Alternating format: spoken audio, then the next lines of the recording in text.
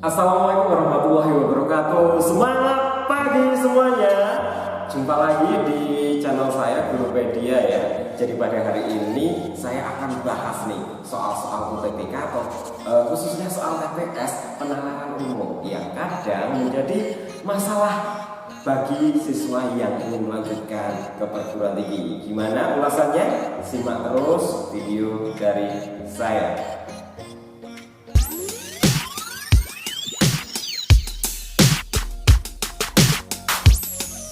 Baiklah anak-anak, jadi hari ini nanti kita akan bedah soal UTBK khususnya tes penalaran umum ya. Padahal soal-soal tes penalaran umum ini menjadi salah satu bagian dari tes potensi skolastik ya. Biasanya soal penalaran umum ini terdiri dari 20 soal yang nanti terdiri dari dua bagian. Bahasa Indonesia itu sebanyak 14 soal, kemudian soal kuantitatif matematika dasar itu 6 soal ya, itu di penalaran umum. Nah, pada kesempatan hari ini nanti saya akan bahas nih soal penalaran umum khususnya bahasa Indonesia. Seperti apa? Mari kita simak langsung di layar kalian ya.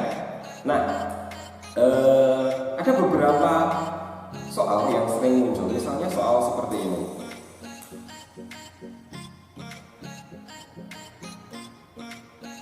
Nah, ini ya contoh soal pertama ya. Nah, kalian akan disajikan buah teks. Biasanya penalaran umum itu teksnya panjang banget ya, bisa 1,5 halaman, kombinasi antara teks dan tabel ataupun diagram. Nah, biasanya siswa malas untuk membaca. Nah, gimana biar kalian tidak malas? Kalian baca terlebih dahulu soalnya ya, biar nanti kalian carinya sesuai dengan kebutuhan kalian. Misalnya nih, di soal ini, dari data jenis kegemaran paling diminati siswa SMA Bina Bersaudara Medan adalah, nah kalau soal seperti ini kalian tinggal melihat langsung ke tabelnya anak-anak ya. Nah, di situ bisa kalian lihat nih di tabel, di sana ada tabel jenis-jenis ekstrakurikuler di SMA Bina Bersaudara Medan. Nah, bisa kalian lihat nih nilai ekstrakurikuler bola basket di jenjang kelas 10 sampai jenjang kelas 12 ini paling mendominasi ya. Ada nilai 100, 150 dan 120 untuk kelas 3. Sedangkan seni tari, melukis, menyanyi dan seni peran ini di bawah nilai tersebut. Artinya yang paling diminati adalah opsi A ya. Nih opsi A, bola basket, karena mendominasi di SMA Bina Bersaudara ya. Mudah ya. Nah, kuncinya satu, kalian harus cermat ya, cermat dalam melihat tabel ini. Oke, kita lanjutkan ke soal berikutnya. Nah, soal berikut yang sering muncul ini tentang pernyataan ya. Kalian akan disajikan teks ataupun tabel. Nah, kalian diminta untuk mencari pernyataan yang benar ataupun pernyataan yang salah. Nah, contohnya soal ini. Pernyataan manakah yang paling sesuai dengan isi tabel? Nah, kalian tinggal menggunakan analogi kalian aja. Kira-kira mana sih pernyataan yang benar sesuai tabel ya? Yang pertama, peminat bola basket semakin meningkat. Apakah meningkat? Jika kita lihat dari jenjang 1 sampai ke jenjang 12 ya, atau kelas 12, ini meningkat, kemudian menurun di kelas 3, artinya pernyataan A salah. Kemudian B, seni tari memiliki prospek paling baik karena peminatnya selalu meningkat. Apakah selalu meningkat? Kita lihat 75, 78, 80. Nah, B kemungkinan, tapi kita pastikan dengan melihat dulu opsi yang lain. Coba, seni lukis memiliki prospek paling baik.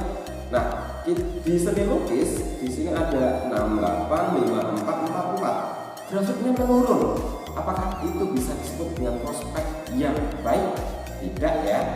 Kemudian D, di setiap jenjang kelas menyanyi menjadi kegemaran yang paling sedikit. Kita lihat di tabel, ternyata yang paling sedikit itu seni peran bukan nilai. Jadi pernyataan D salah. Kemudian opsi E, seni peran paling tidak diminati siswa karena pesertanya selalu paling sedikit. Apakah selalu paling sedikit? Tidak ya. Ini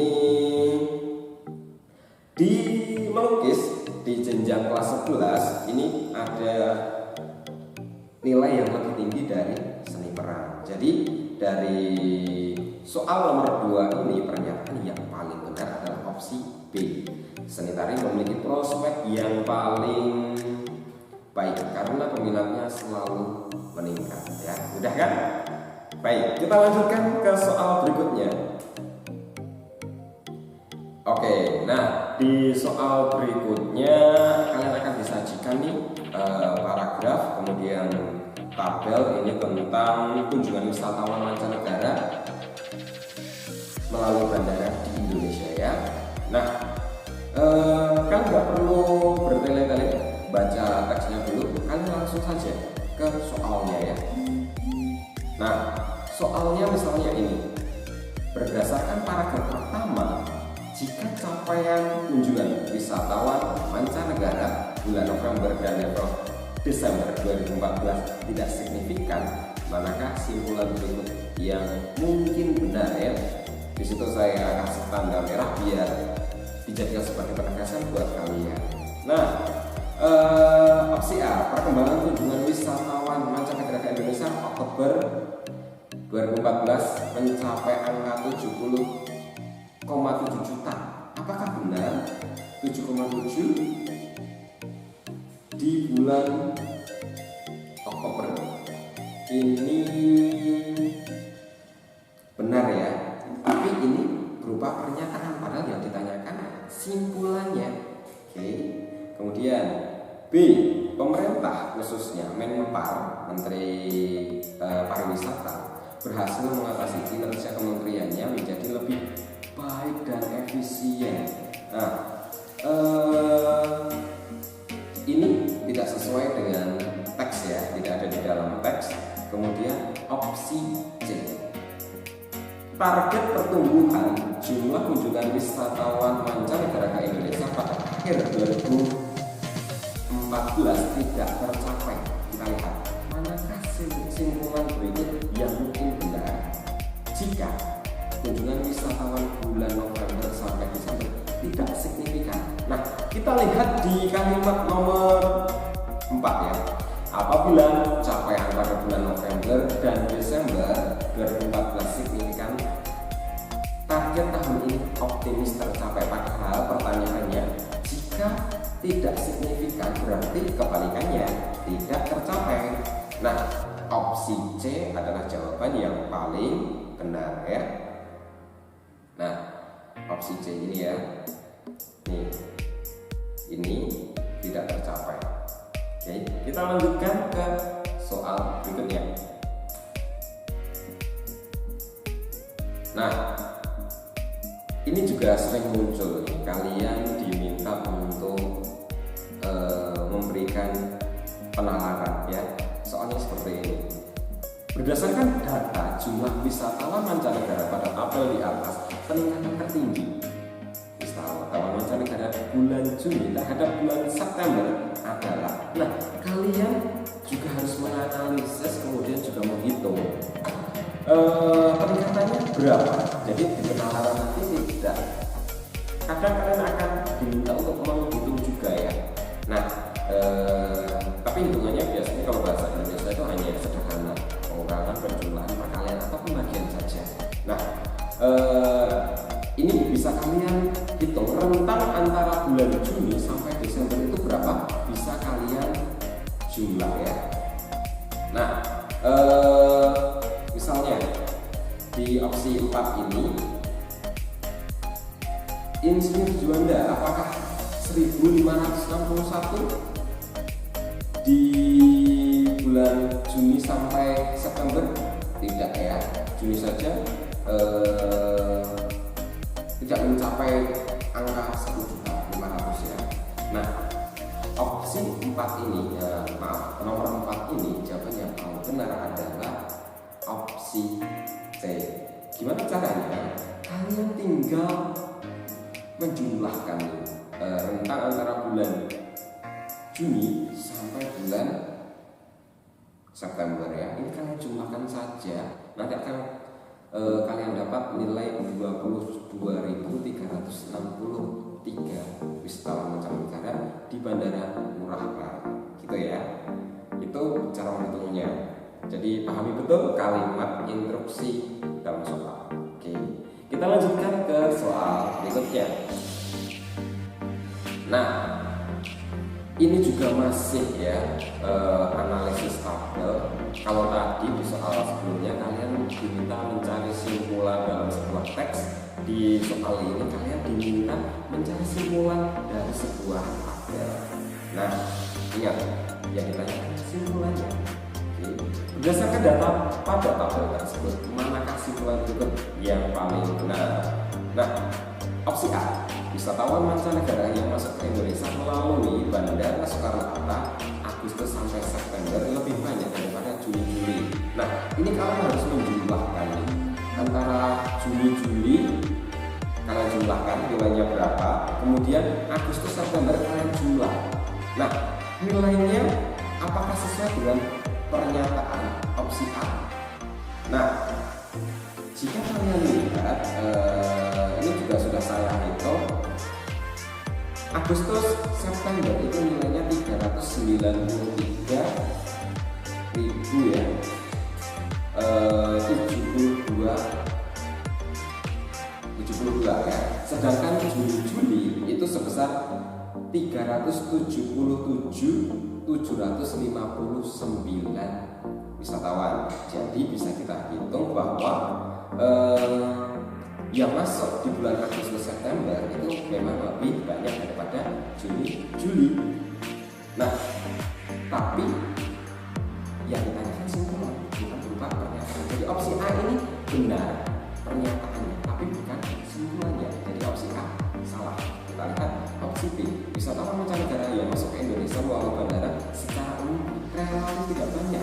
Jika kita lihat hampir ribuan di semua bandara ya, artinya relatif banyak. Pernyataan nomor B, opsi B ini salah, jadi bukan opsi B.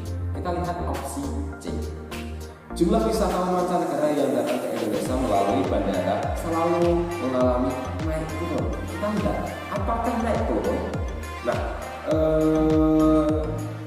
dari Soekarno-Hatta naik turun ya nilainya, kemudian juga Ngurah Rai juga naik turun, Hang Nadiem juga naik turun ini selama Juni sampai September, kemudian Juanda juga naik turun. Artinya opsi C bisa jadi kesimpulannya karena sudah mencakup semua tabel ya. Tapi kita cek di opsi D dan E. Wisatawan yang masuk ke Indonesia melalui bandara tidak menunjukkan peningkatan yang signifikan. Nah, benar ya, peningkatan signifikan itu lonjakannya dari misalnya dari 300 tiba-tiba bulan-bulan tertentu Desember misalnya akhir tahun bisa sampai 1000 atau 1500, itu signifikan, hampir 100% lebih. Nah, jika kita lihat di sini ini tidak ada yang signifikan, artinya opsi D salah. Kemudian opsi E, wisatawan yang masuk ke Indonesia melalui bandara di Bali lebih banyak. Oke, jika kita lihat memang di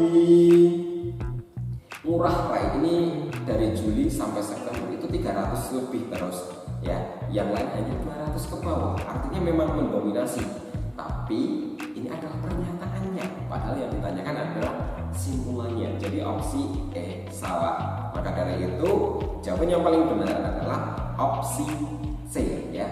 Jumlah wisatawan mancanegara yang datang ke Indonesia melalui bandara Ngurah Rai ya, melalui seluruh bandara mengalami naik turun atau fluktuatif ya. Itu untuk nomor 5. Kita lanjutkan ke soal berikutnya.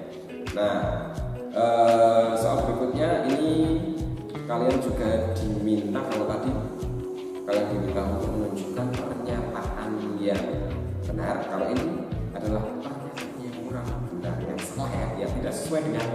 teks pastinya. Nah, kita lihat ini ada bacaan tentang gunung berapi di DIY. Kemudian kita lihat soalnya. Berdasarkan isi teks kedua, manakah pernyataan berikut yang tidak tepat? Coba kita lihat opsi A. Gunung Merapi satu di antara gunung berapi yang aktif berada di antara DIY dan Jawa Tengah. Benar ya? Ini jika kita lihat ada di paragraf pertama ini di kalimat pertama. Kemudian yang ditanyakan tidak benar ya. Kalau A benar berarti bukan itu jawabannya. Kemudian opsi B, di Sleman ada sebuah asosiasi wisatawan yang bernama Lavator. Kita lihat Lavator nih. Nah, di paragraf ketiga ada Lavator Merapi. Berarti pernyataan B benar. Nah, bukan B jawabannya. Kita lihat opsi C. Hasil evaluasi BPPTKG menyebutkan status Merapi masih tetap sama level 2 dan zona bahaya juga masih sama yaitu 3 km. Nah, ini juga benar ada di paragraf kedua pernyataannya ya, ini bisa kalian lihat di layar. Kemudian berarti bukan C jawabannya. Kemudian D, BPPTKG rekomendasikan agar warganya tetap beraktivitas seperti biasa dan tidak perlu memedulikan zona bahaya erupsi. Apakah seperti itu? Nah, justru BPPTKG itu menghimbau kepada warganya harus waspada ya, waspada berarti opsi D ini pernyataannya kurang benar. Nah, berarti jawabannya adalah nomor 6 ini yang D ya. Oke. Nah, jawabannya yang D. Kita lanjutkan. Udah ya, kita lanjutkan soal nomor 7 ya. Masih di teks yang sama, tapi ini saya ambil di teks yang kedua ya, karena pertanyaannya menanyakan seputar paragraf kedua. Manakah pertanyaan berikut ini yang paling benar? Yang ditanyakan pertanyaan yang paling benar, yang jawabannya ada di paragraf kedua. Nah, kita lihat opsi A. Sejak kapan ditetapkan status Gunung Merapi waspada level 3 dan zona bahaya 3 km dari puncak? Kita lihat sekilas bisa kita langsung lihat dalam teks ya. Statusnya ditetapkan 21 Mei 2018. Nih, ada di paragraf di kalimat nomor 2 nih. Berarti pertanyaan yang ada jawabannya ada di opsi A ya. Bisa kita lihat langsung karena opsi A yang paling benar. Kita cek dulu apakah opsi B sampai E salah.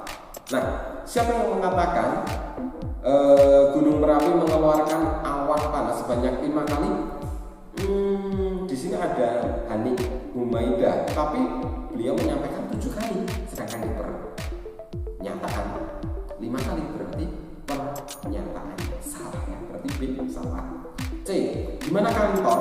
Kita baca di sini tidak ada alamat kantor, berarti opsi C salah. D, mengapa guguran material di awan panas selalu tidak dapat diprediksi? Di dalam teks juga tidak dijelaskan tentang alasan tersebut, jadi opsi D salah. Kemudian opsi E, kapan dilakukan evaluasi? Sama sekali di paragraf kedua ini tidak membahas tentang evaluasi dari peristiwa meletusnya Gunung Merapi ya. Jadi opsi E salah. Jadi untuk nomor 7 jawabannya adalah opsi A ya, yaitu 21 Mei 2018. Nah, anak-anak, itu tadi ya sedikit pembahasan saya tentang soal penalaran ya. Gimana, mudah ya buat kalian?